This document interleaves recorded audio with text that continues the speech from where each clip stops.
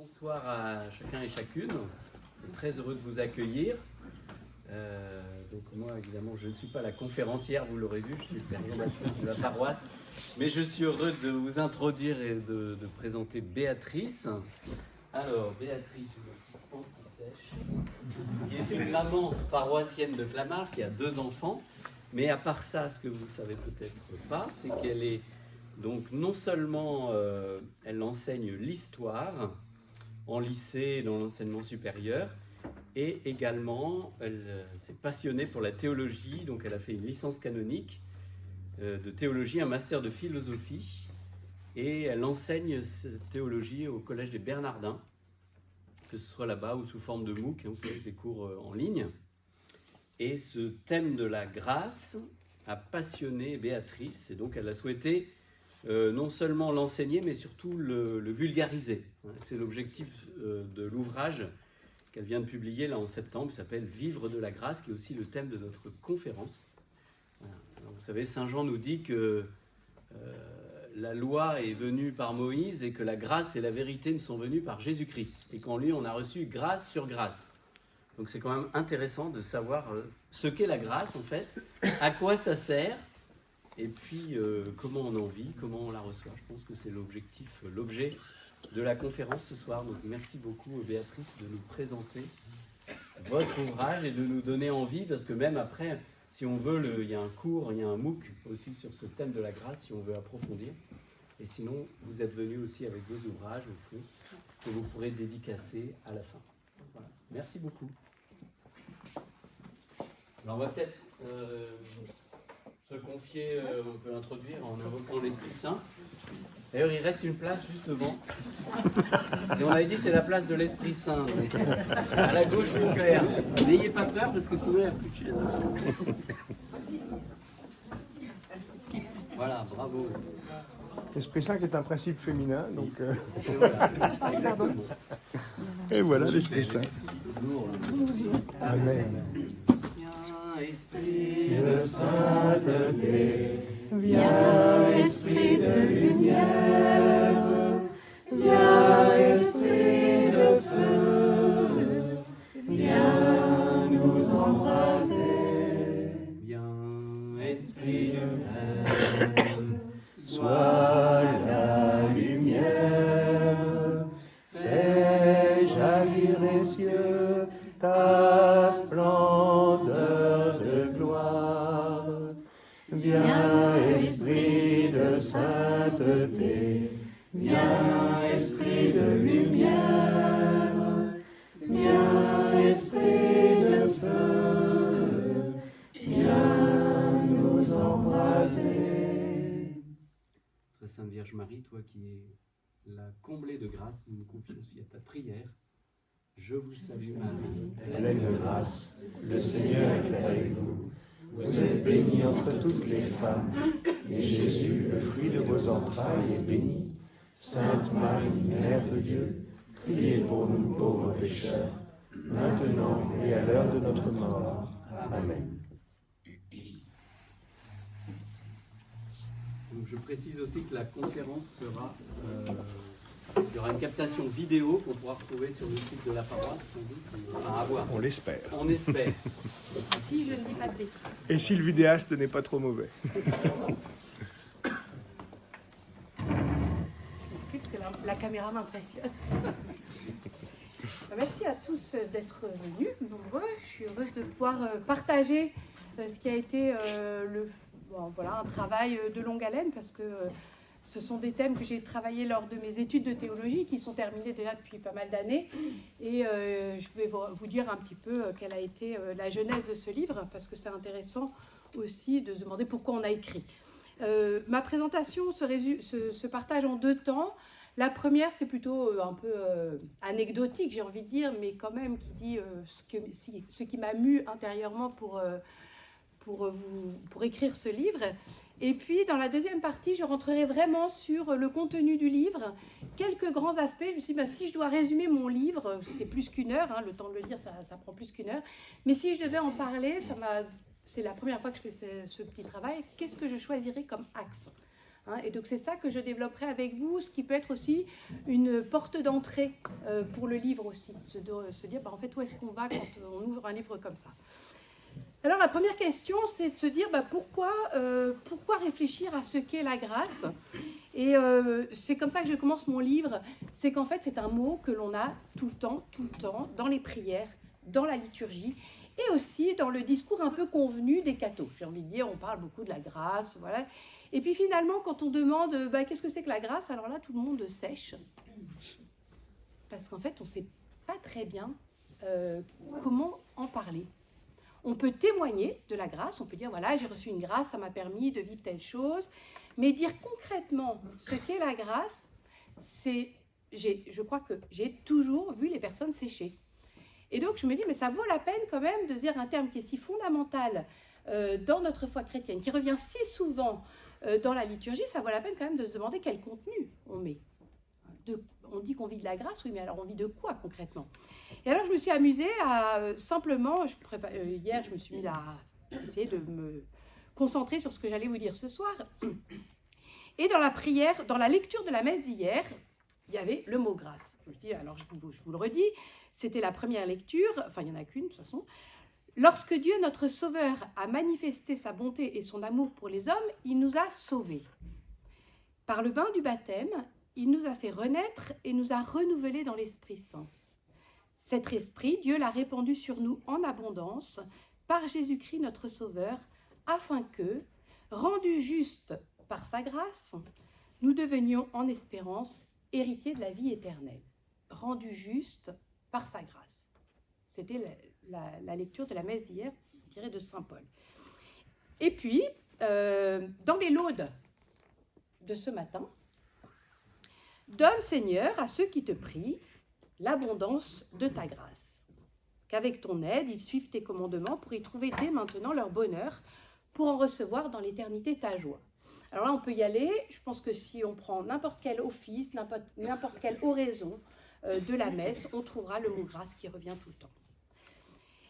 Et donc, moi, ce que je crains parfois, c'est ce que je me dis, c'est finalement, ça devient le mot passe-partout, mais qui n'a plus de contenu.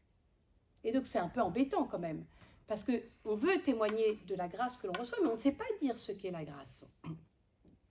Alors je pense que parmi vous, déjà si vous êtes là, c'est probablement que vous en vivez. Donc mon titre, Vivre de la grâce, c'est pas pour apprendre à vivre de la grâce. On peut vivre de la grâce avant même d'avoir mis des mots. Donc c'est pas la question. Mais en même temps, je suis personnellement convaincue que quand on creuse, quand on sait mieux ce que ça veut dire, finalement, on en vit mieux. C'est quelquefois ce que je dis à mes élèves, parce que je suis prof d'histoire au quotidien, et donc je leur dis, mais vous savez, quand on ne connaît pas les choses, on ne les voit pas. Quand on les connaît, on les voit mieux autour de nous. Quand on n'a jamais entendu parler de rien, on ne voit pas ce qui se passe autour de nous. Quand on les connaît, on les voit. Et bien c'est un peu pareil pour la grâce. Quand on connaît mieux ce qu'est la grâce, on la voit mieux, à mon sens, dans sa vie. Et par conséquent, puisqu'on la voit mieux dans sa vie, on a encore plus envie d'en vivre au quotidien. En tout cas, moi, c'est l'expérience que j'ai faite. J'ai vraiment éprouvé dans mes études de théologie, que j'ai faites adulte, en même temps que ma vie active. J'ai fait donc les 7 années de théologie que l'on fait pour aller jusqu'à la licence canonique. Et ça a été l'objet de mes travaux de mes 2 dernières années. Et pour moi, ça m'a ouvert des horizons. Pour ma propre vie chrétienne, et on verra pour ma vie tout court. C'est ça qui est important. Ça, c'est le message que je peux faire entendre ce soir, c'est que c'est pas qu'une question de vie chrétienne, c'est une question de vie humaine, point. Alors d'où est venu ce livre? Ça, je trouve ça aussi intéressant. C'est que au départ, j'ai fait un cours très académique, au sens où c'est vraiment le cours de théologie sur la grâce. Donc très développé, assez dense, assez difficile. Et puis, il se trouve qu'au Collège des Bernardins, où j'enseignais, on m'a proposé de faire un MOOC. Vous savez que le Collège des Bernardins a un campus numérique sur lequel ils mettent des MOOC pour permettre à tous ceux qui ne sont pas franciliens en particulier, qui peuvent être dans des provinces éloignées, et puis jusqu'au bout du monde, quand on n'a pas les moyens de se former, le campus des Bernardins propose des formations en ligne. Et donc, on m'a proposé de mettre mon cours en ligne et je me suis dit, mais c'est peut-être un petit peu audacieux. Je me suis lancée. Les MOOC, c'est toujours des vidéos très courtes.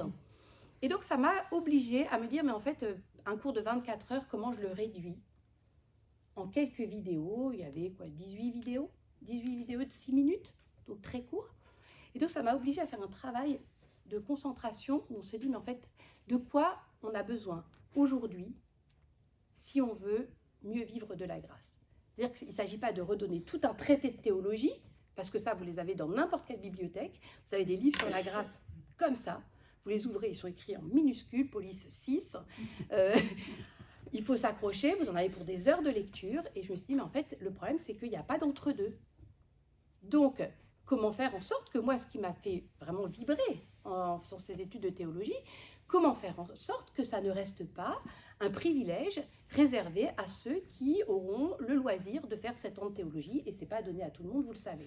Hein, et donc, j'ai vraiment eu une visée pédagogique en me disant, voilà, il faut que transmettre ce qui est vraiment de la théologie, c'est-à-dire que ce que je vais vous dire ce soir, c'est vraiment de la théologie. C'est pas du caté juste pour enfants, même si le caté juste pour enfants est déjà de la théologie. C'est-à-dire qu'on va monter vraiment dans des sphères de réflexion théologique, mais en même temps suffisamment épuré de tous les concepts qui quelquefois encombrent l'esprit, on finit par plus comprendre, ou alors on se dit, bon, ça c'est pas pour moi, parce que c'est trop compliqué. Et j'avoue que je pense que je me suis pris de passion pour ça, parce qu'en fait c'est mon métier, c'est mon quotidien, je suis prof, je pense que je suis prof jusqu'à la racine des cheveux, et donc quand on me donne quelque chose, j'ai envie de le transmettre et qu'on me comprenne. Voilà, et donc je dis la grâce c'est difficile, mais j'ai envie qu'on me comprenne. D'où ce livre. En fait, vous voyez, il n'est pas très long. Il n'est pas écrit en police 6. Il est dans une taille accessible. On se dit, on n'en a pas pour 1 an et demi à le lire. Voilà, donc c'est un peu la première chose. De même, le titre aussi, souvent, vous avez traité de la grâce. Je me suis dit, qu'est-ce que je vais mettre comme titre? Et je me suis dit, ben, en fait, je vais mettre, ça m'est venu comme ça, je pense vraiment, c'est pas vraiment moi qui l'ai choisi, je ne savais pas trop ce que je mettrais. Et en fait, ça m'est apparu une évidence, c'est vivre de la grâce. Parce que on ne fait pas de la théologie, en tout cas c'est ma conviction, on ne fait pas de la théologie pour se faire plaisir intellectuellement. On fait de la théologie pour mieux vivre chrétiennement. Et donc, tout ce que l'on va approfondir de notre foi doit, d'une manière ou d'une autre, se répercuter dans notre vie, se répercuter dans notre manière de voir le monde, dans notre manière de voir les autres, dans notre manière aussi de considérer notre propre vie personnelle, dans notre manière de considérer le déroulement de l'histoire. Tout ça se transforme quand on vit de plus en plus de notre foi chrétienne. Et donc, pour moi, ce n'est pas la grâce dont je veux parler, c'est vraiment de la vie de la grâce. Voilà.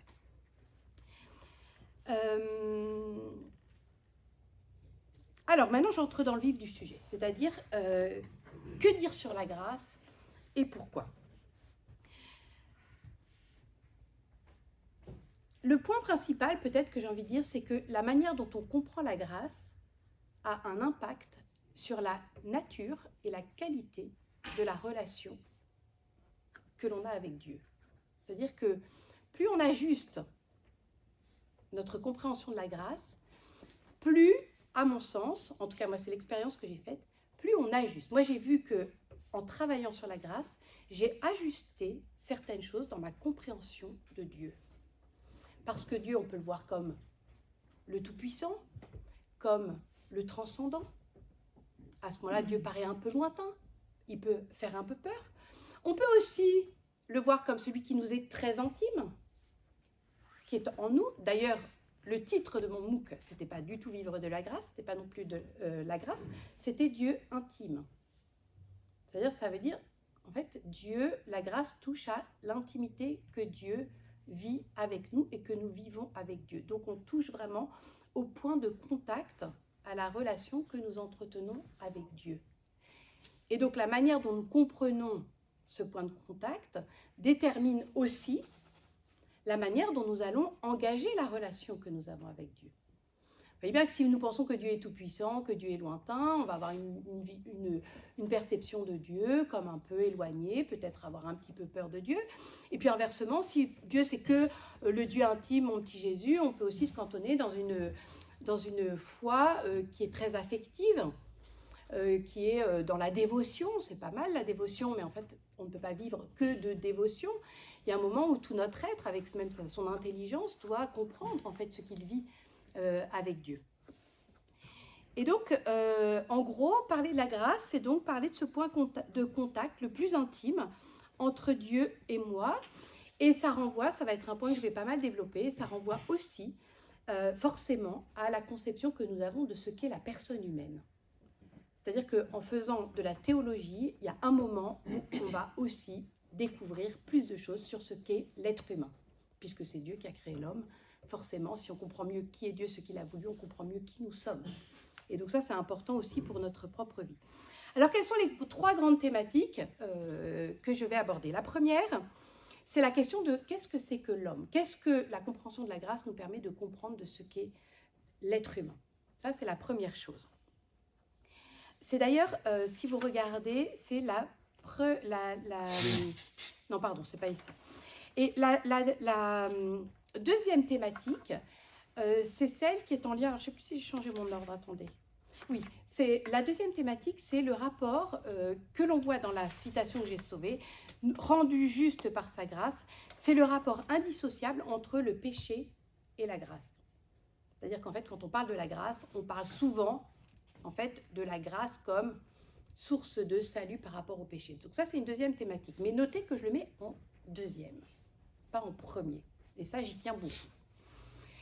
Et la troisième thématique, qui est aussi très importante, c'est, comme je vous ai dit, que la question de la grâce touche à l'intimité, à la relation intime que nous avons avec Dieu. Forcément, ça touche à la question de notre liberté par rapport à Dieu. Parce qu'en fait, on dit, oui, la grâce, Dieu agit en moi. Oui, bah alors, si Dieu agit en moi, c'est plus moi. Alors, est-ce que c'est encore moi? C'est une vraie question. On dit, oui, il faut laisser Dieu agir en nous. Oui, mais alors, mais moi, j'ai envie d'exister en vrai, quoi. J'ai pas envie que ce soit d'être une espèce de marionnette entre les mains de Dieu. Et quelquefois, dans notre propre manière de parler, sans nous en rendre compte, finalement, nous laissons sous-entendre des choses. C'est ça que je voulais dire quand je dis ajuster notre relation à Dieu. Plus nous sommes justes, plus nous sommes fins, j'ai envie de dire, plus nous avons une compréhension fine de ce qu'est la grâce, plus nous comprenons en fait quelle est la nature de la relation entre Dieu et moi-même, entre Dieu et la personne humaine. Voilà les 3 thèmes que je vais aborder avec vous. Donc le premier, c'est la question de la nature humaine, c'est-à-dire la question de qu'est-ce que c'est que l'homme. C'est d'ailleurs le titre du 3e chapitre de mon livre, qu'est-ce que c'est que l'homme? Sous-entendu, là je n'ai pas transformé le verset biblique parce qu'on dit qui donc est l'homme. On pourrait dire j'ai pris l'habitude moi de parler de la personne humaine, parce que quand on dit l'homme aujourd'hui, c'est pas qu'est-ce que l'homme, qu'est-ce que c'est que la personne humaine? Qu'est-ce que c'est qu'un être humain? Et donc, vous avez un grand paradoxe, vous savez, du point de vue anthropologique, c'est que nous avons un commencement. Moi, j'aime bien quand mes enfants me disent non, je leur dis, ça, c'était quand tu n'existais pas. Je leur dis pas, c'est avant que tu sois né, je dis, ça, c'était quand tu n'existais pas. Ça veut dire, en fait, tu n'étais pas là. Tu pas là. Donc, il y a un début de la vie. C'est-à-dire que l'être humain, vit un grand paradoxe, c'est qu'il a un commencement. Et en même temps, selon notre foi, il n'a plus de fin. C'est-à-dire que nous sommes appelés à la vie éternelle. Alors même pour quelqu'un qui n'est pas chrétien, ça se voit. Pourquoi? Parce qu'en fait, dans toute personne, il y a une aspiration à la vie éternelle, qui s'exprime tout simplement par le désir de vivre et de ne pas mourir. Donc, il faut d'emblée entrer dans ce paradoxe de la vie humaine, qui est que nous avons eu un commencement, donc on n'est pas comme Dieu. Dieu, il n'a ni commencement ni fin. Nous sommes vraiment une créature, parce qu'avant on n'existait pas, Dieu nous a posés dans l'existence, mais par contre, nous sentons bien en nous-mêmes qu'en fait, on voudrait que ça ne s'arrête jamais. On voudrait continuer à vivre éternellement, et on a raison. Et donc, ce désir profond que nous avons en nous exprime quelque chose de ce que nous sommes, dit quelque chose de ce qu'est l'être humain. D'où vient cette aspiration?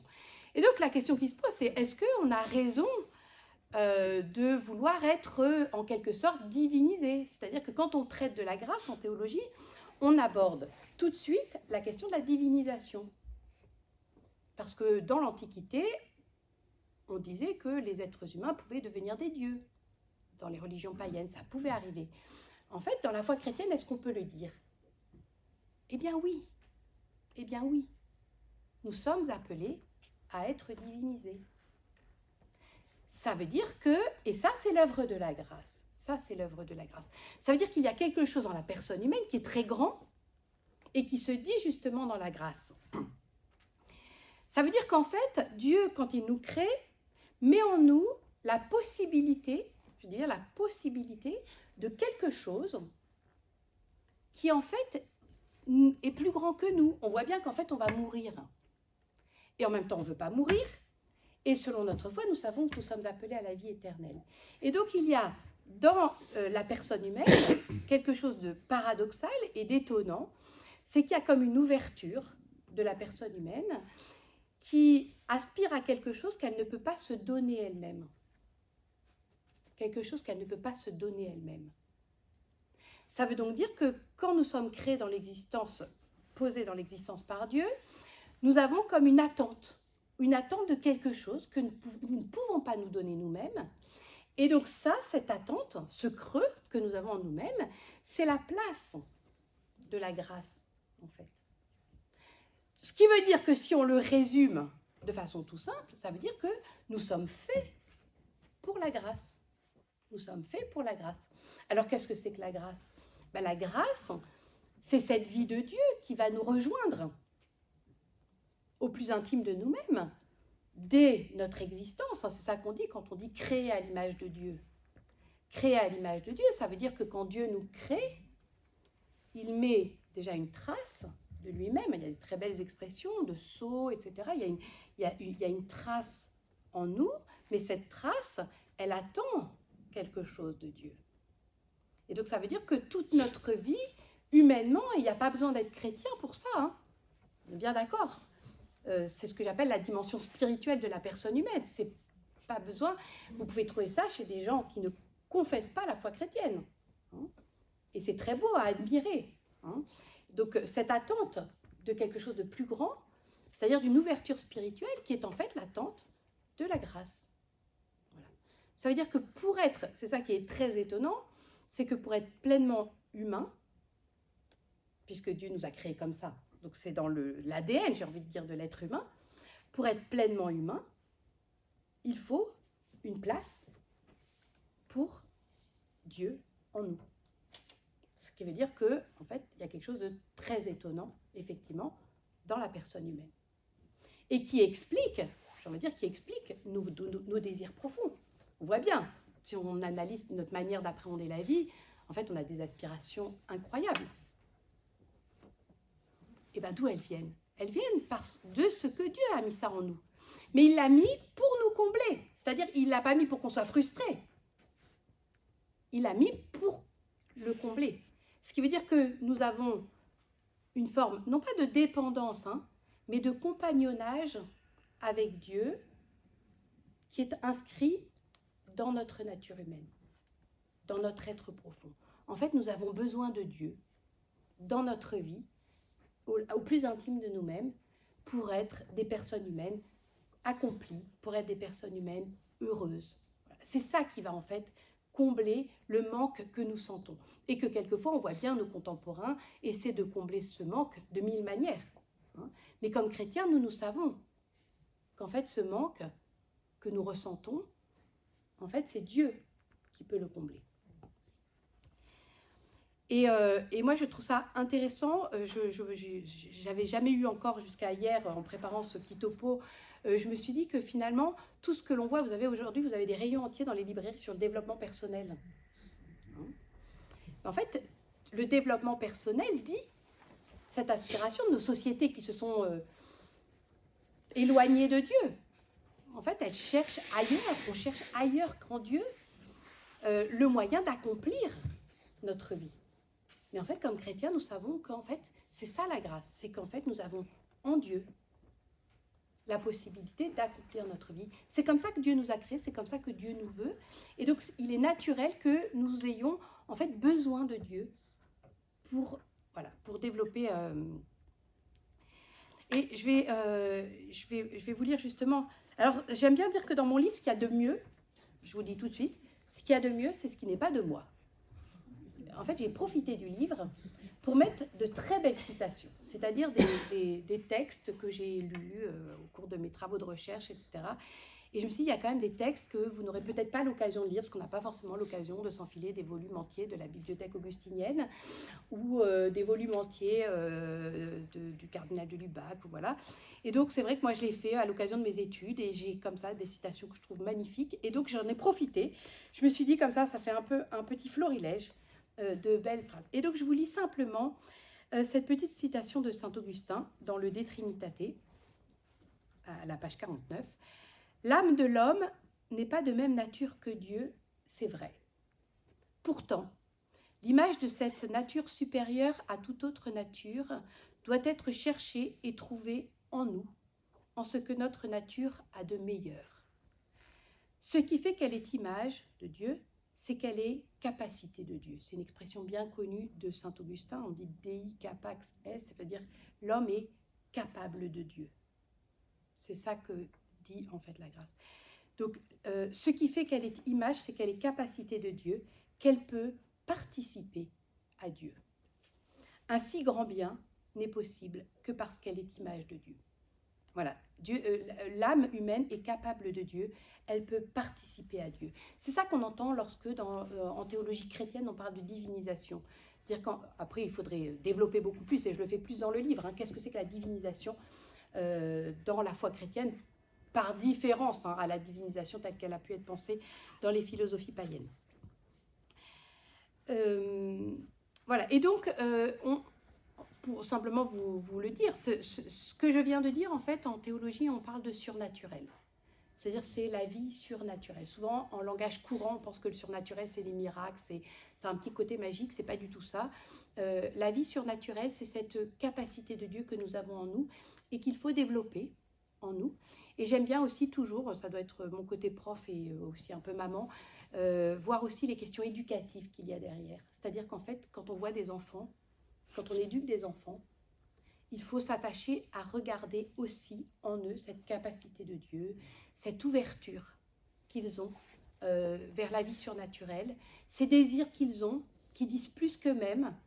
Et donc, dans l'éducation des enfants, c'est bien de s'occuper de leur vie intellectuelle, c'est bien de s'occuper de leur développement sportif, leur développement personnel. Mais il faut être attentif aux signaux faibles de ces désirs, de ces pierres d'attente qu'ils ont en eux, où en fait, on sent déjà chez un enfant que voilà, il y a une espèce de jaillissement de la vie qui est tellement puissant qu'il dit plus que juste ce que la biologie peut dire. Voilà, et j'ajouterai, avant de passer au deuxième point, que vivre de la grâce, entrer dans cette dimension surnaturelle de notre être, c'est un acte de volonté et de liberté. C'est-à-dire que ça ne se fait pas comme ça, automatiquement. La grâce, c'est pas une petite douche, là, on appuie sur le bouton, la douche tourne dessus, non. En fait, ouvrir son cœur, chercher, essayer de creuser, de comprendre comment Dieu veut me toucher, en fait, c'est un vrai travail. C'est un travail de patience, ça demande du discernement, ça demande de l'attention, ça demande de la prière, ça demande du recueillement, ça demande du silence. Voilà. Et donc, vivre de la grâce, ça demande, c'est comme de cultiver, quoi, ça demande du soin. Et donc, ça veut dire qu'on a à engager notre liberté. La grâce ne nous tombe pas dessus, voilà, comme la foudre. Deuxième dimension, c'est le lien entre le péché et la grâce. Alors, ce n'est pas le côté le plus marrant, parce que dès qu'on parle du péché, c'est moins drôle. Et pourquoi j'ai voulu commencer par le premier point, c'est parce que trop souvent, justement, on s'attache à la question de la grâce comme source de salut par rapport au péché. Et je trouve que, en tout cas dans notre théologie catholique latine, française, occidentale, on ne développe pas assez cette dimension que j'ai développée. C'est-à-dire qu'en fait, même s'il n'y a pas le péché, même s'il n'y avait pas eu le péché, l'être humain avait besoin de la grâce. C'est-à-dire que Adam, avant le péché, pour être un être pleinement humain, il avait besoin de la grâce. C'est-à-dire qu'il avait besoin de vivre cette intimité avec Dieu qui lui donnait toute sa plénitude d'être humain. Alors le péché là-dedans, c'est sûr que ça a un peu tout cassé. Alors quand vous savez ce que c'est que le péché, vous comprenez le rapport entre le péché et la grâce. Qu'est-ce que c'est que le péché ? Le premier péché, allons-y pour le premier péché qui est plus facile à cerner. Le premier péché, c'est une rupture de la relation avec Dieu. C'est ça le péché.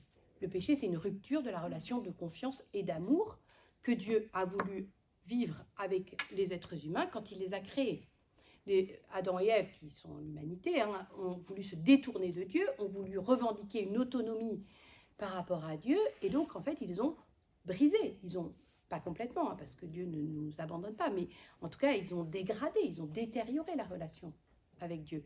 Et rappelez-vous ce que je vous ai dit au début sur ce qu'est la grâce. La grâce, c'est justement ce qui désigne ce point de contact entre Dieu et l'être humain. Donc forcément, le péché, en fait, il casse ce canal par lequel l'être humain est en relation d'intimité, d'amour, de confiance avec Dieu.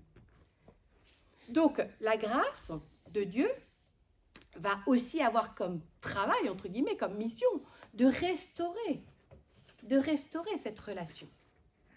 Donc maintenant que voilà, l'histoire de l'humanité est marquée par le péché, et vous savez que ce qu'on appelle à tort le péché originel, parce qu'en fait c'est pas un péché, mais c'est là une blessure que nous avons en nous, mais le péché originel nous a tous marqués par la solidarité que nous avons les uns avec les autres, et donc nous sommes tous aussi maintenant en attente d'une grâce, une autre grâce, on a envie de dire, qui est une grâce particulière, qui est une grâce de guérison, une grâce de salut.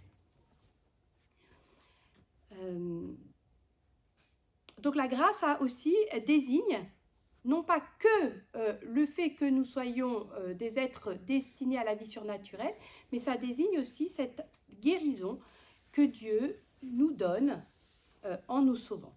C'est dans ce cas-là, on parle de la grâce de la justification. Vous savez ce que disait Paul quand j'ai commencé, c'est rendu juste par sa grâce. C'est-à-dire le péché nous a rendus injustes, et ce qu'on appelle la grâce de justification, qui est très souvent nommée dans la liturgie, c'est cette grâce d'être sauvé, que l'on fête à Pâques, ce salut qui nous est apporté par le Christ, par son sacrifice, par sa mort et sa résurrection. Et donc, quelle est la grâce ? Ici, il y a une grâce qu'on peut très facilement repérer, c'est que comment sommes-nous sauvés du péché ? Par quelle grâce ? La grâce du baptême. Voilà. J'ai en face de moi Fausto, qui se prépare au baptême, et je lui ai dit il y a quelques jours, moi je suis toujours très émue quand je suis à un baptême, que ce soit un baptême de bébé ou un baptême d'adulte, c'est qu'en fait, quand on a travaillé la grâce, on a l'impression de voir ce qui se passe. C'est-à-dire que quand il y a un baptême, une grâce spécifique est donnée pour que cet être humain qui est né dans la condition de pécheur qui est la nôtre à la naissance, puisse être sauvé du péché. Voilà, donc une grâce très particulière, la grâce de la justification, c'est la restauration de la relation que Dieu a voulu à l'origine entre l'être humain et Dieu. Alors vous allez dire, bah oui, c'est bien beau, mais en même temps, en fait, il se passe vraiment des choses. Et ça, les choses, on ne les voit pas. On voit l'eau qui coule, mais qu'est-ce qui se passe ? Quel est le contenu de cette grâce du baptême ? Je fais vraiment de la catéchèse de base, là. Et moi, j'aime bien le rappeler, parce que je trouve que ce sont des choses simples que l'on peut retenir. Au moment du baptême, sont, on dit, infusées, c'est-à-dire qu'on reçoit gratuitement, en tant que personne humaine, ce qu'on appelle les 3 vertus théologales. La foi, l'espérance et la charité. Alors, à Fausto, je lui ai dit, tu as déjà la foi, et pourtant, tu n'es pas baptisé. Enfin, je laisse, c'est une petite question importante, mais que je ne développe pas ce soir, parce que sinon, il faudrait que je fasse tout le sujet. Mais, en tout cas, qu'est-ce que ça veut dire ? Le baptême nous donne la foi. Bien sûr, on peut croire en Dieu, sans être baptisé. Mais recevoir la vertu théologale de la foi par le baptême, c'est donc un cadeau de Dieu que Dieu nous donne spécifiquement au moment du baptême. Ça veut dire que nous allons croire en Dieu, mais non pas d'une manière toute humaine. Oui, bah, je sais qu'il y a Dieu qui existe. Non, on va croire en Dieu tel que Dieu veut qu'on le connaisse. Vous voyez, c'est pas la même chose. C'est Dieu qui nous donne la possibilité de croire en lui, mais de croire en lui, non pas à partir de nos propres représentations, mais de croire vraiment tel que lui s'est révélé. La vertu théologale de charité, il n'y a pas besoin d'être chrétien pour aimer les autres. Pas besoin d'être chrétien pour aimer les autres. Donc qu'est-ce qu'on reçoit alors par le baptême? On reçoit la capacité d'aimer tel que Dieu nous a aimés, ce qui n'est pas tout à fait la même chose. Et donc si on veut, parce qu'on dit oui, aimer ses ennemis, moi j'ai entendu, aimer ses ennemis, c'est pas possible.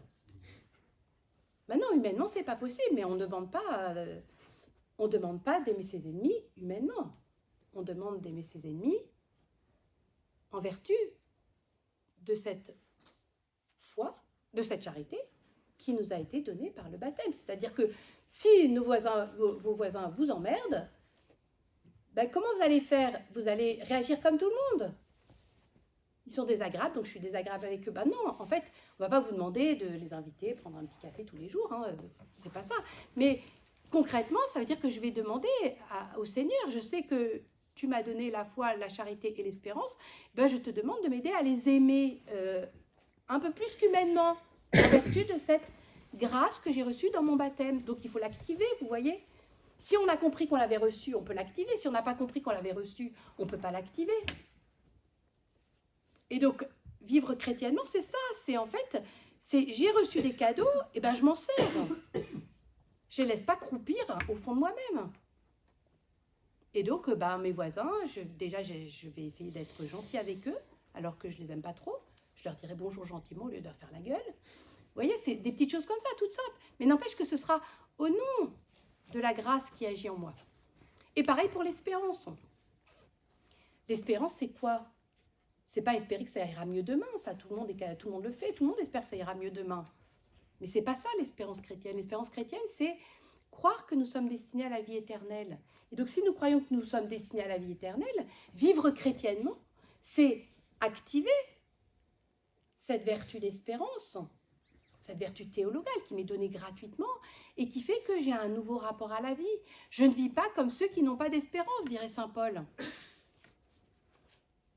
Donc je ne vis pas à m'inquiéter, à faire des réserves, à remplir mes greniers, comme dit l'Évangile, parce que comme si ça allait changer ma vie.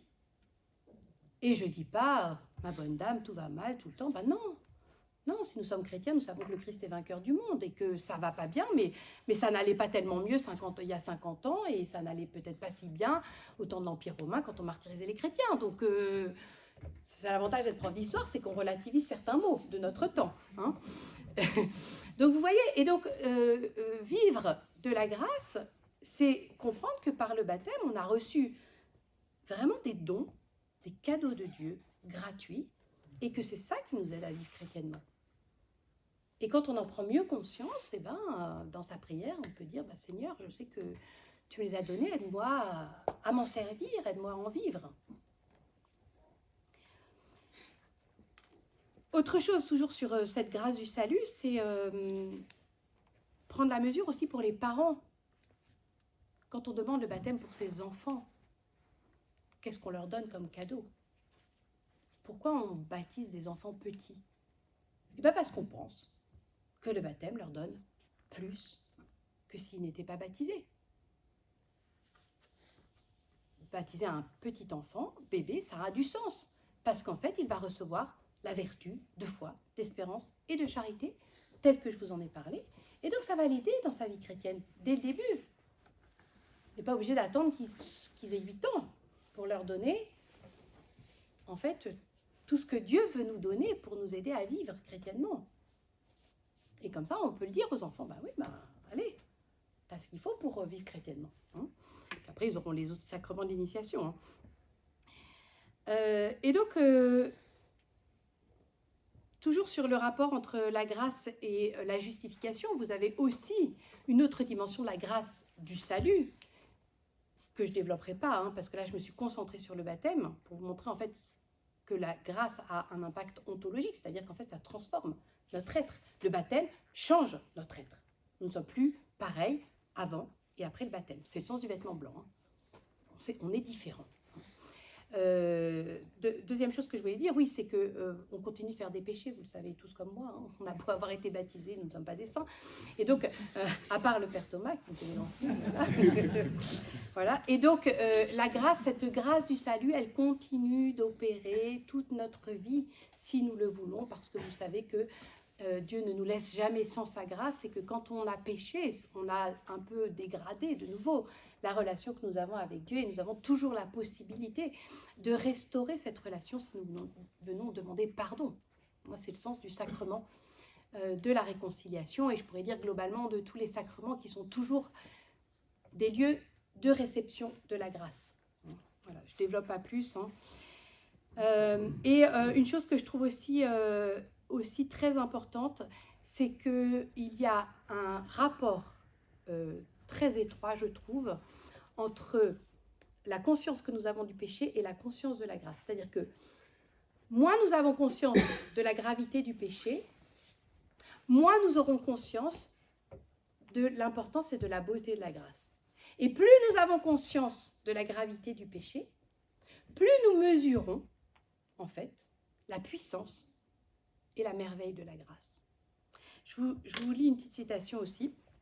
Donc, c'est pas moi, hein. Quand je prends des citations, c'est pas moi, parce que ça, je suis capable de parler. Alors ça, c'est un autre de mes auteurs. Je vous lis mes auteurs fétiches, en fait. Hein. Saint-Augustin, je crois que c'est mon plus grand auteur fétiche. Puis là, je vous lis un autre de mes auteurs fétiches, le cardinal de Lubac, qui a écrit une petite catéchèse sur Nature et Grâce, qui n'est pas si facile. Hein. C'est une petite catéchèse, mais elle n'est pas si facile. Dans grâce, il y a aussi faire grâce. La grâce est aussi pitié et pardon. Entre la nature humaine pécheresse et la grâce divine, il ne s'agit plus seulement d'une altérité, d'une hétérogénéité de deux ordres, d'une distance infinie, infranchissable par l'homme seul. Donc il dit, voilà, c'est pas juste une petite différence. Hein. Lubac qui va fort, il dit, il y a antagonisme, conflit violent. Entre la grâce et le péché, la lutte est irréconciliable. Aussi l'appel de la grâce n'est-il plus maintenant un simple appel à une simple élévation, même transformatrice. De façon plus radicale, c'est l'appel à un renversement, à une conversion du cœur, c'est-à-dire de tout l'être. Voilà. C'est-à-dire qu'en gros, Lubac dit, en fait, il y a le péché, la grâce, et bien, en fait, il y a un combat irréconciliable. Et donc, si la grâce doit s'attaquer au péché, ce ne sera pas juste pour faire un petit nettoyage de surface, hein, ce sera renversement complet, conversion du cœur, donc de tout l'être. Voilà ce que la grâce est capable de faire dans une vie. Et troisième grand axe de mon livre, c'est la question de notre liberté dans notre relation à Dieu. C'est très difficile, en fait, de penser la grâce. C'est quelque chose de très subtil, et donc on a du mal à rester dans l'équilibre. Même Saint-Augustin, que je considère le théologien qui est le plus fin dans son analyse de la grâce, même Saint-Augustin a réussi à être hérétique, hein, parce qu'il a quand même dit qu'on était tous prédestinés, voilà, qu'il y en avait qui iraient en enfer, et voilà, ce qu'aujourd'hui n'est pas tenable du point de vue théologique. Mais voilà, même Saint-Augustin a réussi à dévier un petit peu, mais c'est un sujet qui est très subtil. Pourquoi ? Parce qu'en fait, Dieu nous a créés pour que nous l'aimions, pour que nous lui rendions gloire. Comment, dans ces conditions, penser notre liberté ? Je ne dis pas face à Dieu, parce que si on dit penser notre liberté face à Dieu, on a tout de suite l'impression que c'est soit la liberté de Dieu, soit la mienne. Comment penser notre liberté vis-à-vis de Dieu ? Est-ce que ce n'est pas Dieu qui fait tout dans ma vie ? D'abord, on n'a pas choisi de vivre. Donc Dieu nous a créés, il nous a posés dans l'être sans nous demander notre avis. Donc en fait, maintenant que la vie est partie, quelle est la nature de ma relation à Dieu ? Est-ce que en fait je peux décider quelque chose de ma vie, ou est-ce que finalement bah, Dieu fait un peu tout, il y a ceux qui sauvent. Vous savez, c'est quelquefois le mystère, on se dit pourquoi il y en a qui ont la foi, pourquoi il y en a qui n'ont pas la foi. C'est quand même pas si simple. Et est-ce que nous, on a la foi parce qu'en fait on est meilleur, on a mieux su ben non, c'est pas ça non plus. Donc en fait c'est compliqué, c'est pas si simple. Et donc je trouve important de s'attaquer aussi à cette question de notre liberté, parce que Dieu nous a créés libres, ça c'est vrai. Il nous a créés libres et c'est d'ailleurs ça qui a rendu possible le péché. C'est le propre des créatures spirituelles. Quand on dit que nous sommes créés à l'image de Dieu, en fait c'est ça qu'on dit. J'aime bien aussi dire. En fait, qu'est-ce que ça veut dire créer à l'image de Dieu? Alors là, gros blanc. Oui, c'est qu'il nous aime, on est amoureux. Non, en fait, c'est que ça veut dire que nous sommes créés avec une nature spirituelle, c'est-à-dire qu'en fait, nous sommes créés libres. Les animaux vivent sous les pulsions d'instinct, les pierres vivent sous les lois de la physique. Nous sommes libres, en fait. Et ça, c'est quelque chose que nous avons en partage avec Dieu, avec les anges aussi, qui sont des créatures spirituelles. Alors, sur la question de la grâce, j'ai fait un petit détour aussi dans mon livre sur la question des hérésies. Les hérésies sont très intéressantes. Les hérésies sont très intéressantes parce que, vous savez, les hérésies, c'est toujours les erreurs qui ont été faites. Et pourquoi elles sont intéressantes? Parce qu'en fait, nous faisons les mêmes erreurs sans nous en rendre compte. Alors, quand on lit les erreurs des autres, on se dit, mais en fait, c'est ce que je croyais. Et donc, on se rend compte qu'on était en train de se tromper.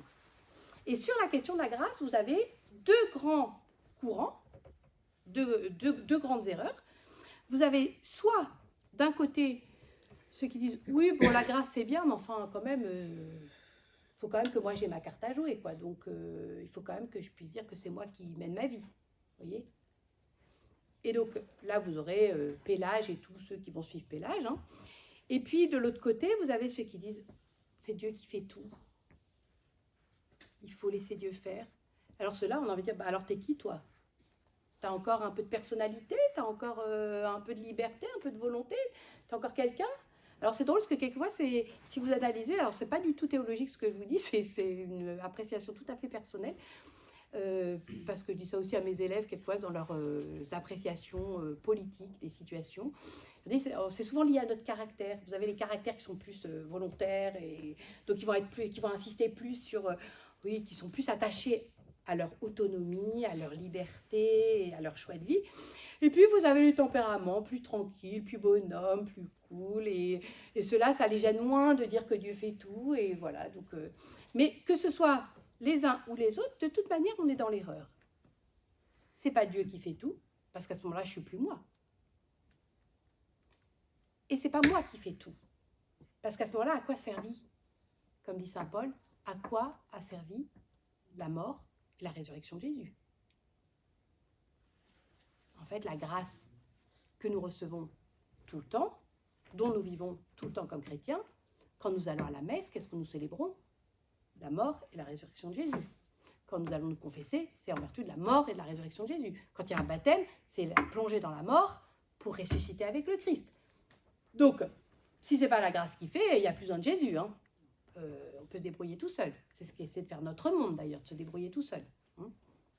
Voilà. Et donc, il faut arriver à trouver, justement, en réfléchissant, mais en fait, quel est le point d'équilibre entre, à la fois, c'est Dieu dont je dépends, qui me donne la vie, qui me restaure, qui me sauve, et en même temps, je suis un être humain, donc, j'ai aussi à décider de ma vie, c'est moi qui vais mener ma vie, c'est moi qui vais choisir ce que je fais dans la vie, c'est moi qui vais décider ce que je veux, vous voyez? Et en fait, ce qui est fondamental, moi, ce que je trouve très important dans cette question, c'est que là, on touche aussi la nature de la relation que nous avons avec Dieu. Et là, je vais vous donner un petit témoignage personnel. C'est que moi, j'ai corrigé, en faisant de la théologie, j'ai corrigé des choses que l'on m'avait transmises dans mon éducation chrétienne. C'est-à-dire, et je vais vous donner un exemple très simple, je crois que je le mets très rapidement dans le livre, hein, c'est la manière dont on parle de la vocation dans l'Église, dans le monde chrétien. Parler de la vocation, mais en fait, comment on en parle? Souvent, quand on en parle, peut-être que vous avez eu la chance de parler de ça, mais moi, dans ma jeunesse, j'ai entendu parler de la vocation comme En fait, Dieu nous appelle. Oui, mais alors Dieu nous appelle à quoi? Oui, Dieu peut nous appeler à être prêtre, Dieu peut nous appeler à être religieux, etc. Oui, mais alors ça veut dire quoi? Ça veut dire que Dieu a décidé en amont de ce que je dois être dans ma vie? Alors il faut que je trouve, là, c'est l'énigme. Il va falloir que je trouve ce que Dieu a décidé pour moi, et si je ne trouve pas, je rate ma vie. Et si je trouve, c'est bon, ça va bien se passer. Et moi, j'ai grandi un peu dans une compréhension comme ça de la vocation. Et donc, gros stress. Hein. On est un peu stressé parce qu'on se dit, ou alors, pareil, oui, il faut que tu pries pour ton futur mari ou ta future épouse, comme s'il était déjà trouvé par Dieu, là, au milieu de l'humanité. Il y en a un à trouver, au milieu de 3 milliards d'hommes. Ça devient un peu angoissant, non? Donc, en fait, on peut, l'air de rien, par des mauvaises formules, transmettre une compréhension erronée, en fait, de la manière dont Dieu nous considère. Oui, Dieu nous appelle, mais en fait, il nous appelle à vivre avec lui. Mais Dieu n'a pas décidé en amont quelle forme va prendre notre vie. Ça, c'est nous qui allons le faire. C'est nous qui allons décider. Et donc, la grâce de Dieu, elle va nous éclairer. Bien sûr, on a besoin, le discernement, c'est important, demander à Dieu de nous éclairer. Mais il va éclairer notre intelligence, mais s'il ne va pas décider à notre place, il n'a pas décidé en amont. Et je trouve que quelquefois, quand on parle du discernement, moi je suis très attentive, en plus j'ai des terminales, hein, donc ils sont en pleine année discernement, etc. Je suis très attentive à ces questions. Quelles sont les questions, comment on les pose, de telle sorte qu'on ne crée pas une angoisse, d'une part, chez les jeunes, et qu'en plus on n'ait pas l'impression que, en fait, il y a des choses qui sont un peu prédéterminées, prédestinées, vous voyez?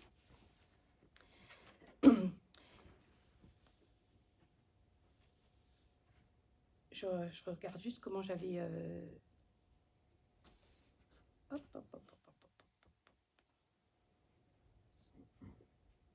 Et donc, je reviens juste sur cette question-là, de la question de la vocation qui me semble importante, c'est que il faut faire attention, voilà, de ne pas donner l'impression que, en fait, le fait que la grâce agisse en nous soit compris de telle sorte qu'on a l'impression que Dieu dessine notre vie pour nous. Vous voyez?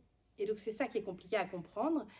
Et c'est décisif, à mon avis, dans l'éducation des enfants, très jeunes. Hein, c'est comprendre qu'en fait, il faut faire attention à nos formulations pour que les enfants ou les jeunes, et puis même après, dans la vie d'adulte, hein, c'est de comprendre qu'en fait, oui, il y a un choix à faire. Je prie, mais le choix, c'est moi qui le fais. C'est pas... Dieu ne m'apporte pas une solution. Et je n'avais pas prévu de vous dire ça. C'est un peu l'erreur, je trouve, que quelquefois les chrétiens font en allant voir le prêtre pour demander des conseils. Alors, excusez-moi, mon père, de dire ça devant vous. Mais quelquefois, j'ai envie de dire, mais en fait, pourquoi on va voir le prêtre pour tout? Le prêtre n'est pas, sous prétexte qu'il est effectivement représentant du Christ, etc., qu'il a une mission particulière, c'est pas celui qui résout nos problèmes. C'est pas celui qui va nous apporter les solutions pour résoudre nos problèmes concrets de notre vie. Ça, c'est nous. Le prêtre peut nous aider à réactiver en nous la foi, l'espérance, la charité, la confiance, à ranimer notre vie spirituelle, à nous remettre dans une intimité avec Dieu. Mais il ne faut pas demander au prêtre ce qu'il ne peut pas donner. Le prêtre n'a pas à nous donner la solution pour savoir si vous devez acheter telle voiture ou acheter une résidence secondaire. Non, mais quelquefois, moi, ça m'arrive quelquefois de dire, mais en fait, je l'ai vu autour de moi, on ne demande pas tout au prêtre. Ce n'est pas le prêtre qui va vous dire ce qu'il faut décider pour votre vie de famille. Son travail, ce sera de nous remettre dans la vie de la grâce. Est-ce que, en fait, vous vous confiez au Seigneur? Est-ce que vous priez? C'est ça. Ça, c'est le travail du prêtre, de nous rappeler à notre vie chrétienne. Mais pas de nous donner la solution. Parce que là, qu'est-ce qu'on fait? En fait, on se démet de notre responsabilité, on se démet de notre liberté. Et donc, c'est ça qui est subtil, hein, c'est que le Seigneur nous donne toute sa force, toute sa lumière, tout son amour, par sa grâce, mais que c'est pas ça qui va nous donner toutes les solutions. Ça, c'est nous, voilà, éclairés par sa force. Et donc, c'est ça qui fait que, finalement, quand on a compris ça, on se dit, mais en fait, on est tout le temps au quotidien, comme chrétien, on est tout le temps amené à vivre de la grâce. parce que ça concerne tous les instants de notre vie. Qu'est-ce que je dois faire à tel moment? Tiens, j'ai une difficulté de relation avec un tel. Comment je vais gérer cette relation? Ben, je vais demander au Seigneur de m'aider. Vous voyez? Et ça s'appelle vivre de la grâce. Et je peux, et puis plein de personnes d'entre vous pourraient en témoigner. C'est des témoignages sur la vie de la grâce, on peut en trouver beaucoup. On peut, en priant, se dire, mais oui, en fait, oui, j'ai vraiment... Moi, ça m'est arrivé des moments où on trouve une solution, on sent bien que ça ne venait pas de nous. Ça ne venait pas de nous. Mais on a trouvé, je ne sais pas, un chemin, voilà, ça nous est venu. Mais on sent que c'est nous qui avons trouvé la solution, mais ça ne venait pas complètement de nous. Je ne sais pas comment dire. Vous voyez, c'est ça, cette intimité que l'on peut vivre avec la grâce de Dieu.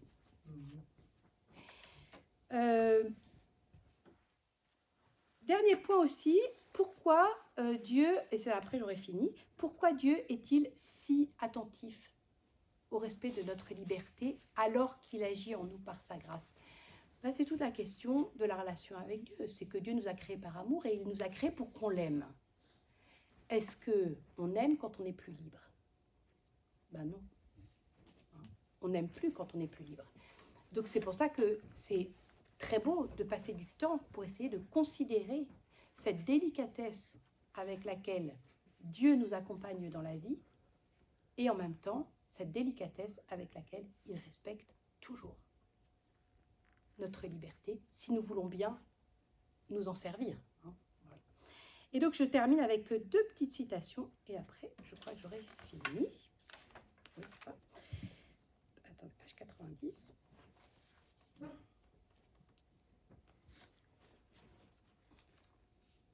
Alors cette fois, c'est Henri Rondet, c'est un jésuite.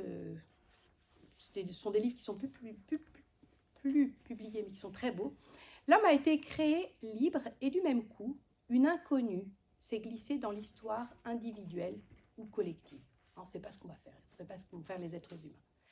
Tout ce que l'homme fait de bon, c'est Dieu qui le cause en lui, car il est la valeur suprême qui attire et qui, en nous attirant, agit sur nos plus secrètes pensées et nos volontés. Mais l'homme peut se refuser à la grâce de Dieu. Dans l'ordre du mal, l'être humain est une espèce d'absolu. Il a une initiative capable d'introduire le désordre dans l'œuvre de Dieu. Et oui, Dieu a laissé cette possibilité du mal, il nous laisse libres. Tout se passe comme si l'homme pouvait faire échec à Dieu. Et de fait, de chacune de nos âmes, Dieu peut être irrémédiablement chassé. C'est le mystère du péché, c'est le mystère de l'enfer.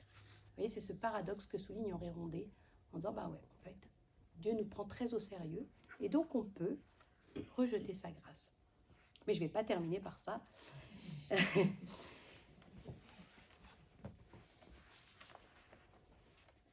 C'est la manière la plus belle, je pense, dont Saint Augustin, avec laquelle Saint Augustin a parlé de cette subtilité du contact entre la grâce et nous, tout en respectant notre volonté. Si tu reviens à cette parole, personne ne vient à moi. Attendez, où est-ce que je commence? Non, si, c'est ça. Je commence un peu plus loin, pardon. J'affirme, dit saint Augustin, c'est peu que tu sois tiré par ta volonté, tu l'es encore par la volupté. Non par la nécessité, mais par la volupté. Non par l'obligation, mais par la délectation.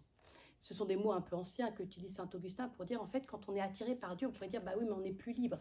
Il dit, bien si, mais on est attiré par, en fait, la beauté de Dieu. Alors, est-ce qu'on est encore libre quand on est attiré par la beauté de Dieu?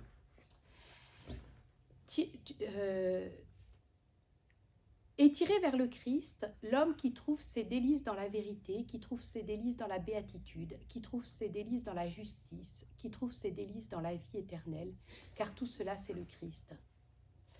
Donne-moi quelqu'un qui aime, et il sentira la vérité de ce que je dis.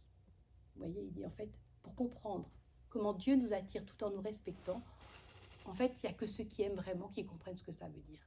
D'être à la fois très attiré et en même temps d'être très libre. Donne-moi un homme tourmenté par le désir, donne-moi un homme en marche dans ce désert et qui a soif, qui soupire après la source de l'éternelle patrie. Donne-moi un tel homme, il saura ce que je veux dire. Le feu tend vers le haut, la pierre vers le bas. Ils sont menés par leur poids, ils s'en vont à leur lieu.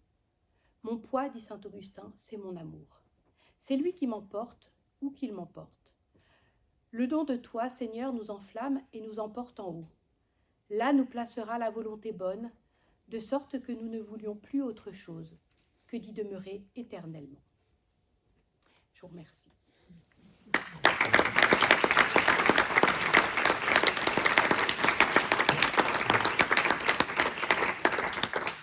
Merci beaucoup Béatrice. Alors je suis sûr que vous avez plein de questions qui ont dû germer au fur et à mesure. Voilà, il y a eu beaucoup de sujets abordés ici quand même sur le... Puisque voilà, la grâce, notre divinisation, la question du péché, voilà, et puis la liberté. Voilà, ça fait beaucoup de choses. Ça peut être aussi médité. Hein. Voilà. S'il y a pas, parce que des fois les questions, ça ne surgit pas forcément comme ça. Donc sentez-vous très libre de ne pas avoir de questions. Oui, c'est ça. Mais donc on voulait quand même qu'il y ait un temps d'interaction, si c'est ça qui est ou intéressant. réagir, ça peut être juste une réaction, ça peut ne pas être une question. J'ai juste une question. Tu as parlé du pélagianisme, l'autre hérésie. Alors, j'ai pas voulu dire hérésie, hein, parce que ce serait pas bien de dire que c'est une hérésie. Ça renvoie plutôt à la manière dont Luther a parlé du salut. Et donc ça, je le développe sur la question du mérite. C'est-à-dire, dans la théologie luthérienne, l'insistance est faite sur le fait que c'est la foi qui sauve et que c'est pas ce que nous allons faire dans notre vie qui a une importance. Et donc, c'est cette déconnexion qui a été un désaccord entre l'Église catholique et le luthéranisme. Voilà, que je développe un peu plus. Je ne veux pas dire que c'est une hérésie, parce que je ne veux pas taxer d'hérésie nos frères protestants. Voilà. Le pélagianisme, clairement, c'est l'histoire de l'Église. Mais dans je le traite aussi, hein, il y a les pélagiens, mais moi j'aime bien les semi-pélagiens, ce qu'on a appelé les semi-pélagiens plus tardivement. C'est plus subtil, parce que les pélagiens, ça encore, c'est un peu grossier. Voilà, on veut nier un peu l'œuvre du salut par le Christ. Les semi-pélagiens, c'était des moines. Et je les aime bien parce que je trouve que c'est tellement nous. En fait, les moines, ils sont rentrés au monastère et ils se disent bon, bah d'accord, c'est Jésus qui nous sauve, mais quand même, nous, c'est quand même un peu nous quand même. Et en fait, ils essaient de récupérer un petit peu de leur mérite en amont du salut pour justifier un peu quand même leurs efforts. Et donc, c'est assez subtil. Parce que c'est un peu nous-mêmes, c'est-à-dire que oui, bon, on est d'accord pour dire que c'est le Christ qui nous sauve, mais quand même, on n'est quand même pas si mal. Et comme on n'est pas si mal, on a quand même un peu quelque chose. C'est pour ça qu'on est un peu plus sauvés, quoi. Vous voyez, c'est toujours ces petites récupérations. Voilà, j'aime bien les hérésies pour ça, parce qu'elles viennent dénicher un peu nos petites ombres. Bon, juste une précision quand même, parce que tu as abordé le luthéranisme. C'est vrai que c'est intéressant, vous savez qu'en 1999, il y a eu un accord sur la justification par la foi. Qui est difficile. Hein. Voilà, qui est difficile, mais qui exprime bien comment, en fait, quand on force le trait des deux côtés, on arrive à se séparer, mais qu'en fait, on peut comprendre ce que Luther a voulu dire. C'est pour ça que je n'ai pas voulu le nommer vraiment comme hérésie. De ce fait, voilà, c'est une hérésie. Mais ce qui est intéressant, c'est que, quelquefois, moi je le dis quand je développe dans le cours, hein, c'est que c'est intéressant de développer, de prendre un point. C'est pas pour stigmatiser la position de Luther, mais ça permet de mieux comprendre par contraste en fait la position catholique qui insiste plus sur l'engagement de l'être humain dans sa liberté au cours de sa vie chrétienne. Ça, c'est un autre aspect que j'ai pas traité ce soir, mais voilà. Et on retrouve des éléments de ça dans la lettre de Saint Jacques. Oui, qu'on a tout à lu, fait. voilà. Tout à fait, voilà. Et si chacun insiste sur un pôle, en ajoutant le plus fait la polémique, querelle, voilà, ça. On arrive à ne plus s'entendre et à accuser l'autre. Voilà, exactement. Aujourd'hui, on a fait le travail inverse. Voilà. En disant, et c'est pour ça que je dis bien quand j'utilise, c'est presque pédagogique, c'est utiliser une position pour en fait essayer de montrer mieux. Et puis c'est Luther, c'est-à-dire c'est pas forcément la position luthérienne aujourd'hui. Je dis bien c'est Luther qui disait ça, parce que ça aussi c'est important. Quand ce que disait Luther, ce qu'il a écrit, ce qu'il a pu écrire, et non pas forcément ce que disent aujourd'hui les communautés, différentes communautés protestantes. Et une question par là, plusieurs. Marianne, peut-être. Quel lien vous faites entre la grâce et l'Esprit Saint, la force de l'Esprit Saint? Alors, ça, alors, il y a deux choses que je précise dans mon livre, hein, c'est que on parle de l'Esprit Saint comme la grâce. On peut dire que l'Esprit Saint, c'est la grâce. Hein. Et à ce moment-là, on en parle comme, c'est un terme, c'est un peu... J'ai à la fin d'un livre un petit index, parce que dans le sujet de la grâce, il y a beaucoup de mots. Et on dit à ce moment-là, on peut quelquefois désigner l'Esprit Saint comme la grâce. C'est-à-dire que c'est lui-même, c'est la personne divine qui va être considérée comme une grâce. Et à ce moment-là, on parle de la grâce incréée. À ce moment-là, c'est vraiment Dieu lui-même. Hein. Après, quand on parle de la grâce telle que je vous en ai parlé, c'est vraiment quelque chose que Dieu nous donne et qui va venir en nous. Donc à ce moment-là, ce n'est pas l'Esprit Saint lui-même. Hein, parce qu'il n'y a pas... L'Esprit Saint, il peut venir en nous, nous habiter, mais comme une autre personne. Hein. Il n'y a pas une fusion entre une personne divine et une personne humaine. Hein. Et donc, l'Esprit Saint, comme Jésus, c'est la source de la grâce. C'est Dieu, la source de la grâce. Après, on dit quelquefois les dons de l'Esprit Saint. À ce moment-là, les dons de l'Esprit Saint sont des grâces. Et ça, c'est un autre point que je n'ai pas abordé ce soir, c'est la question aussi des charismes. C'est-à-dire que l'Esprit Saint donne parfois des dons spécifiques qu'on appelle des charismes, qui sont des grâces particulières. Je le traite aussi, ça j'ai choisi de ne pas en parler ce soir. Voilà. Mais de toute manière, la source de la grâce, c'est Dieu lui-même. Et donc c'est important de distinguer la source de la grâce. Et quelquefois, c'est vrai que dans la théologie, on parle de l'Esprit Saint comme la grâce incréée. Mais la grâce dont je vous ai parlé, c'est vraiment la grâce comme un don que Dieu nous fait à nous. Voilà, don gratuit, mais qui est c'est toujours difficile de séparer la source du don.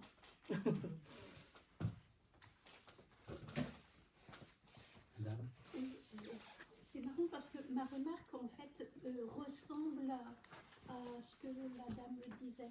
En fait, je voudrais dire, c'est quand on trouve une solution, est-ce qu'on pourrait utiliser justement le mot intuition transcendante à la place de grâce? Ben moi, je dirais non. Du point de vue philosophique, c'est pas du tout la même chose. Est-ce que vous pouvez développer?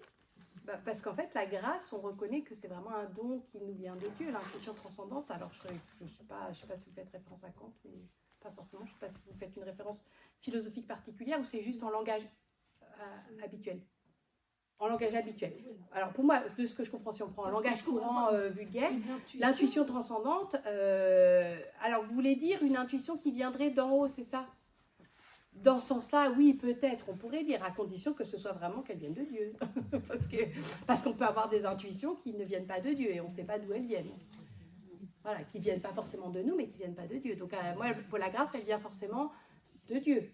Une intuition... Si moi je ne sais pas en discerner l'origine, je ne dirais pas forcément que c'est la grâce. Parce que quelquefois on dit, oui, j'ai senti que Dieu me parlait, mais quelquefois on se parle à soi-même. Hein. Toute la question du discernement est importante quand même. Vous voyez? Donc la grâce, quand on parle de la grâce, on parle vraiment de Dieu qui agit en nous. Donc moi je trouve ça important de savoir discerner ce qui vient de Dieu. Quelquefois, là pour le coup, les prêtres sont là aussi pour ça, pour aider au discernement. Ça peut être une vraie question. Mais c'est pas toujours facile. Hein. Dans l'être humain, c'est pas toujours facile de discerner ce qui vient de Dieu et ce qui vient de nous. Hein, quelquefois, on peut être dans la confusion. Et qu'est-ce qu'aurait dit Kant puisque Ah oui, alors là, non, je me lance pas dans la... Non, mais je me demandais si vous faisiez une référence spécifique à un mouvement philosophique particulier, auquel cas, je vous aurais dit, bon, écoutez, moi, je suis pas spécialiste et je ne traite pas de ça. Mais si c'était juste en langage courant... Non, parce que comme ça, je pensais que vous faisiez une référence à la philosophie transcendantale, c'est pour ça. Mais, C'est juste une remarque, parce que là, tu parles de la grâce d'un point de vue théologique, et tu nous invites évidemment à en vivre. Et je trouve ça dommage que dans l'Église, on ne parle pas assez de la mystique, qui clairement est au cœur de cette grâce et de l'oraison de fusion, que ce soit dans les courants carmes ou chez les jésuites. Et quand tu parles même là de discernement, c'est que les discernements sont très, très justement donnés par les grands priants, qui nous invitent à faire prière. Et là où tu disais patience et silence, je pense que le silence ne se fait pas beaucoup entendre, alors que c'est là où on entend le mieux Dieu. Alors moi, là, sur ce point, je suis d'accord avec toi, mais ce que je crois, c'est que en fait, on a tous, je pense qu'il y a une diversité des sensibilités spirituelles dans l'Église Et en fait, moi, je tiens toujours à distinguer ce qui relève de la spiritualité, c'est-à-dire, en fait, on va être attiré par des manières de prier, par des lieux de prière. Et en fait, il y a une diversité, parce qu'il y a il y a ce que tu dis est vrai, mais il y a d'autres lieux, ce sera différent. Et donc, là, j'ai envie de dire, en fait, j'ai l'impression qu'il y a des lieux très divers et chacun va là où... voilà. Je trouve que ça, c'est pour le coup, c'est vraiment... Et c'est pour ça que c'est important aussi, dans la formation, je le dis aux parents qui sont là, hein, de savoir distinguer pour les enfants, de distinguer ce qui relève vraiment de la foi commune et ce qui relève de la spiritualité. C'est-à-dire que la spiritualité, elle peut être très variée et apprendre aux jeunes à accepter de vivre avec des chrétiens qui vont avoir une spiritualité différente. Mais la question, c'est est-ce qu'on partage la même foi ? Et on doit se retrouver sur notre foi commune et accepter que les spiritualités soient différentes. Parce que certaines personnes seront très à l'aise dans la mystique, les carmes, etc. D'autres préféreront être chez les jésuites, d'autres préféreront être chez les clarisses, d'autres préféreront être... en fait, il y a plein de courants spirituels qui correspondent bien à la diversité de l'humanité. Et donc, voilà, après, quand on est touché par un lieu, il faut en parler. Mais après, l'église, en tout cas l'église paroissiale, je sais pas, est un lieu pour tout le monde. Et donc, c'est pas un lieu où forcément, on va plus mettre en valeur un autre lieu qu'un autre. Voilà, c'est ce que je pense. Je sais pas ce que pourrait dire monsieur. Mais l'invitation peut être aussi à une présentation, dans le cadre de la communauté paroissiale, des grandes spiritualités chrétiennes. Voilà. Et j'entends et je retiens ça. Oui, ça peut être pour montrer justement la richesse. Oui. La richesse. Les mystiques ont quelque chose à apporter actuellement. Oui, tout à fait. Dans le cheminement chrétien et les interrogations catholiques, enfin, d'une manière beaucoup plus... Oui, et puis d'ailleurs, ça a été toujours le sens des ordres religieux qui naissaient, ont toujours correspondu à une réponse à une attente. Et effectivement, il faut savoir profiter de ce qui existe, et ça peut être une bonne idée. Mais c'est de l'ordre de la spiritualité, donc il y a une diversité, et moi, je ne ressens pas forcément ce manque, parce que peut-être que je trouve... j'ai l'impression qu'il y a quand même beaucoup de lieux où on peut aller prier en France. Il y a quand même beaucoup d'abbayes, beaucoup de... Alors, pas forcément que des carmels, hein, voilà. Donc, mais la grâce se donne de 1000 manières, en fait. Cela étant, même vous êtes marqué par des spiritualités. Vous avez là... cité Augustin de Foix, un jésuite, donc on voit déjà des écoles spirituelles. Alors je cite aussi Saint Thomas. Ah, c'est bien, c'est bien. Je précise. J'ai essayé de citer vraiment ceux qui font les grands passages obligés de la théologie, et justement pour être le plus dans le socle commun. Voilà. Et d'être vraiment dans la théologie et pas dans la spiritualité. Justement, je ne suis pas dans la spiritualité. C'est beaucoup plus théologique, oui. Ça, c'est vrai. Vous avez fait allusion rapidement à l'hérésie de Saint-Augustin, justement. Est-ce que c'était avant sa conversion Non, c'était après. Il a fait, en fait, c'est une question, en fait, c'est un raisonnement très simple que je dis, mais je ne sais pas si ça mérite de passer du temps ce soir sur ça, parce que je ne veux pas retenir trop, mais c'est simplement Saint-Augustin lui-même s'est un peu trompé, notamment pour traiter de la prédestination. Il n'imaginait pas qu'on puisse dire que la grâce de Dieu était gratuite si tout le monde pouvait être sauvé. Donc il disait forcément, il y en a qui seront damnés. Or, c'est un raisonnement qui n'est pas tenable. Voilà. Mais ça, je le traite aussi sur la question de la prédestination. Est-ce qu'on est prédestiné ? Je dis tout de suite, la réponse, c'est oui. Hein. Comme ça, vous irez chercher pourquoi. Comme ça va vous mettre en appétit. Parce que sinon, aujourd'hui, tout le monde dit non. Eh bien, si, justement. Mais en tout cas, ça me permet de rebondir aussi. C'est pas tellement une question, mais une remarque, enfin, en tout cas un appui sur ce que vous avez dit sur la vocation. Voilà. Ça, c'était heureux de l'entendre ce soir aussi, que l'articulation de l'appel de Dieu et de la liberté humaine. La vocation est au nœud entre ces deux réalités. Et peut-être par analogie, je me dis, un parent qui dirait à son enfant, viens jusqu'à moi, puis regarde ce chemin-là, c'est celui qui s'offre à toi vraiment de la façon la plus... ce sera facile pour toi, parce que tu as tout ce qu'il faut pour... Puis le gamin, par caprice ou par goût, décide de prendre un truc, et le parent, il peut le suivre aussi sur un autre chemin. Voilà. Il n'en a pas moins d'amour, il n'en a pas moins de capacité. Voilà. C'est pas parce que Dieu va éventuellement dire, est-ce que tu veux bien me servir comme prêtre, par exemple, non, tu vois, j'ai vraiment envie de me marier.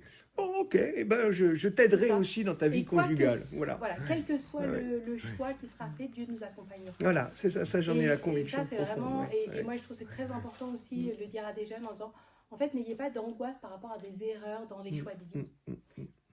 On fera tous je sais pas, peut-être qu'à posteriori, on se dira c'est une erreur, mais en fait, est-ce que c'était vraiment une erreur? Est-ce que quelquefois, on relit sa vie en se disant, en fait, j'aurais dû faire ça. Mais non, en fait, t'as fait ça et c'est là que Dieu t'a accompagné et c'est là que...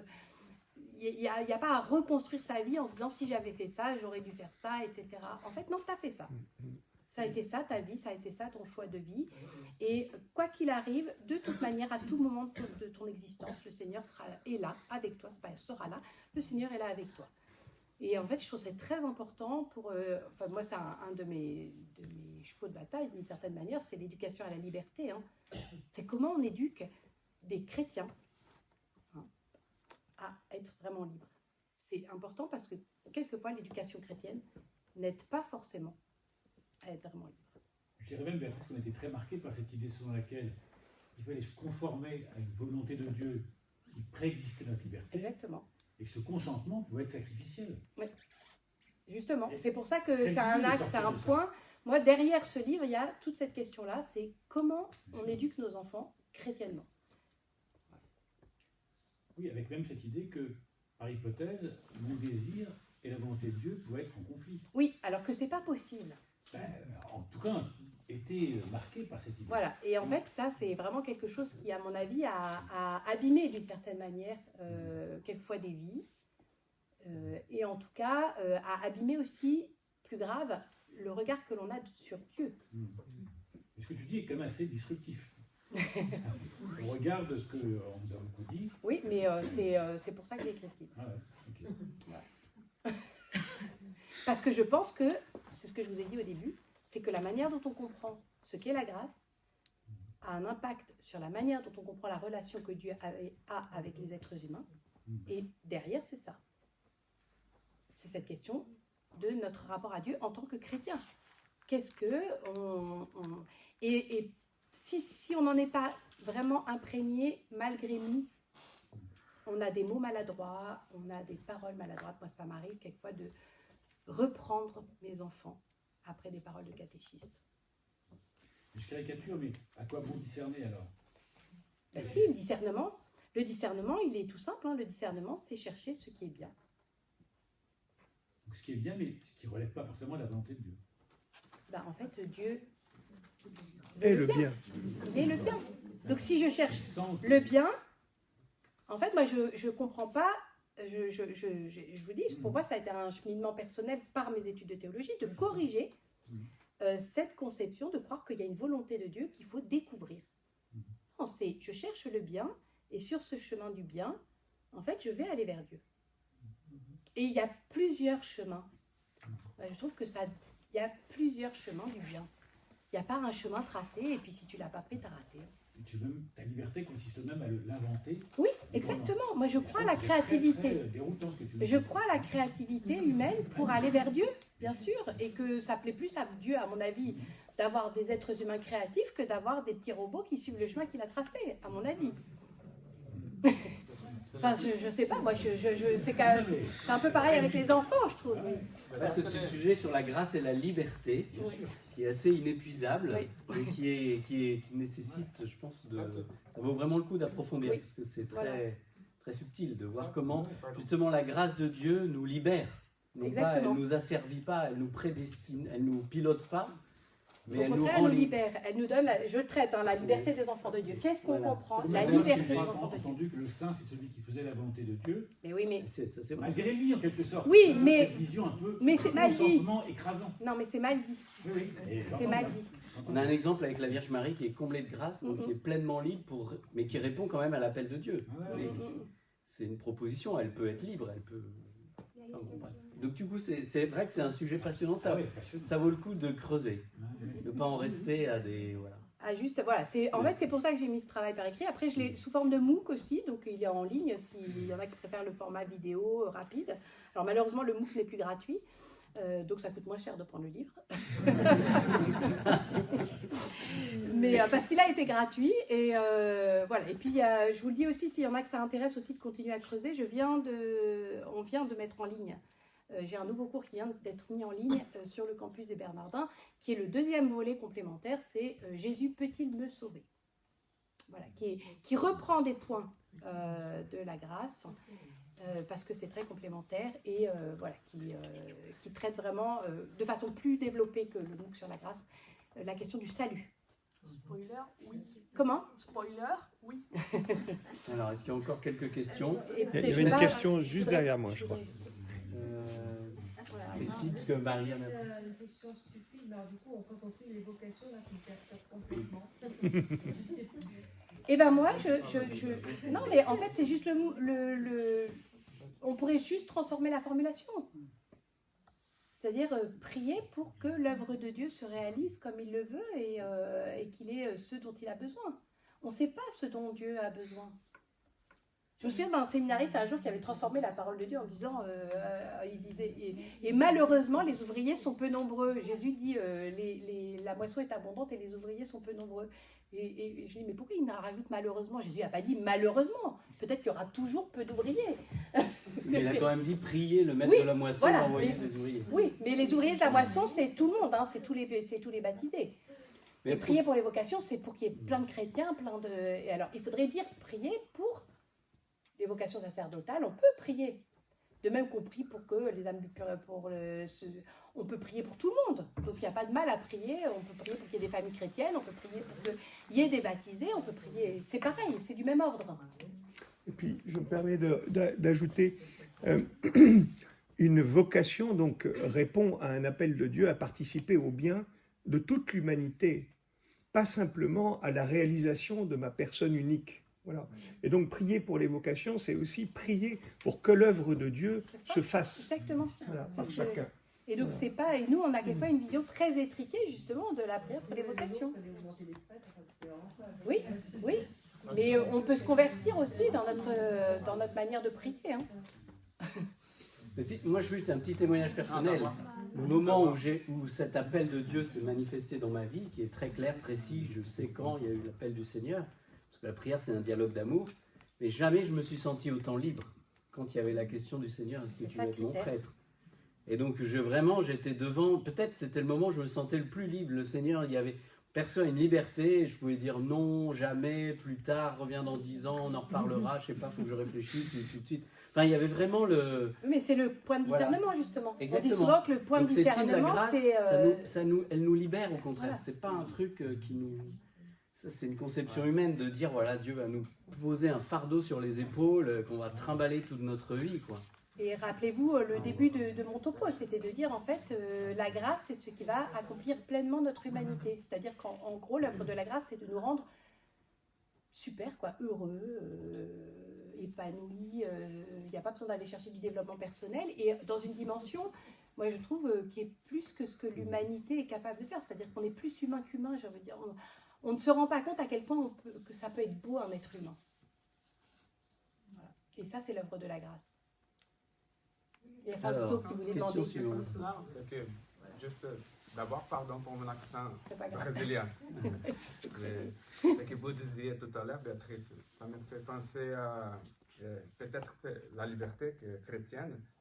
Est-ce qu'on peut l'appeler le libre arbitre aussi? Alors, c'est autre chose, mais c'est pas grave. C'est plus Et en fait, je trouve que c'est le plus beau cadeau que Dieu nous a offert. C'est cette liberté de choisir, de prendre nos responsabilités.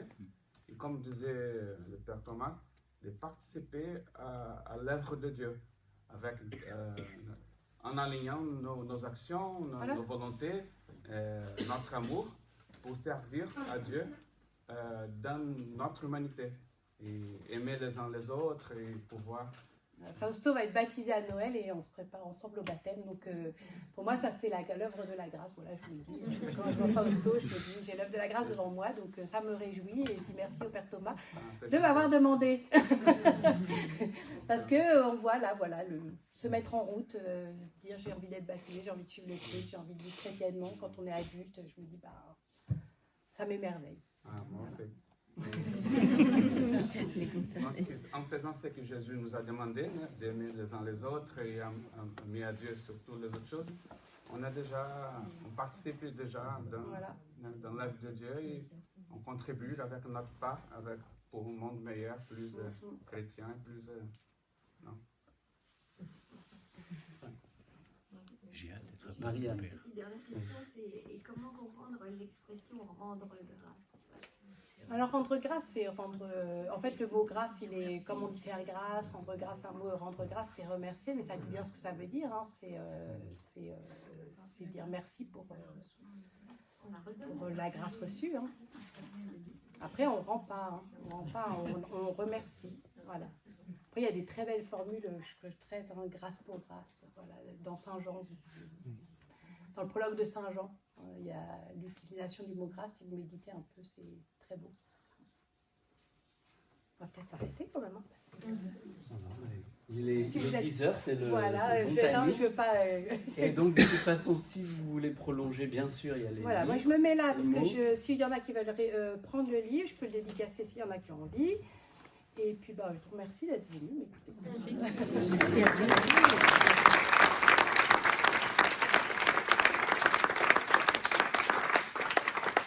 Je peux ajouter que, Madame la professeure, il me semble que c'était catholique, votre intervention, et que donc, avec votre autorisation, on pourra le mettre en ligne pour que certains puissent réécouter éventuellement. Si Julien a pris ma tour de mon curé, ça va.